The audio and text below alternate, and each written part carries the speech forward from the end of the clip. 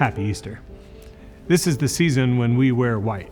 We wear white whether it's the alb of some churches or the surplice over the cassock of others, that white garment with angel wings over the black streetwear of the priest, or whether it's the bishop with puffy sleeves. We wear white at our baptisms, at our weddings, and at our funerals. And finally, when we're the ones who have passed, we dress in that last vestment of the pall. And we vest in white in all those occasions in faith and hope. In faith, because in our trust in Him, our lives are hopefully becoming so inseparable from the life of Christ that we begin to shine with a little bit of His reflected glory. Images of wearing white come from the New Testament, all through the Scriptures, but particularly from the New Testament images of the white-robed martyrs gathered around the throne with God, of Jesus resurrected, of the saints who have had their robes washed in the blood of Christ. As we come to Easter, we wear white, both in that same hope that one day we will stand with Christ in that great gathering, whether at the shore of the river, whether it's rising with the martyrs to meet Him in the sky, or whether it's gathered around that throne. We just want to be with Him. So we wear white in faith that the resurrection is not just something that happened, but something that is happening within us. As we gather for Easter, I just want to ask you to wear white.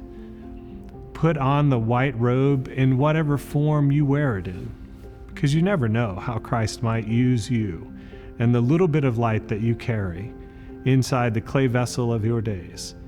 Whether that white comes slipping out through a waitress uniform or a prison jumpsuit, or even as a priest, that resurrection light may lift someone else into new glory. And if you are in one of those moments where the white t-shirt feels more like the pall of death than a sign of hope and reconciliation, I would encourage you to join us especially. We know what it is to live through the long, dark suffering of the trials that are false and the punishments that are all too real. Maundy Thursdays and Good Fridays become lonely, holy Saturdays.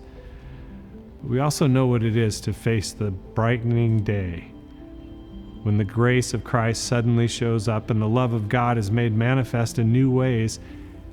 And we know what it is to carry that light into unexpected lives.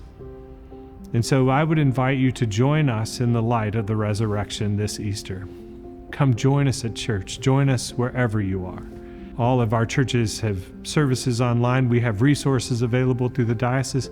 We just want you to gather with us, not just to remember the past, but to let it live within us in faith and hope, and to bring that light of Christ in the small ways of our white vestments and t-shirts and uniforms into other people's lives, to become part of the spreading of the gospel of Christ, the good news that He has risen, and in Him human life is made new, the love of God made known, and the world gets to begin again. Happy Easter.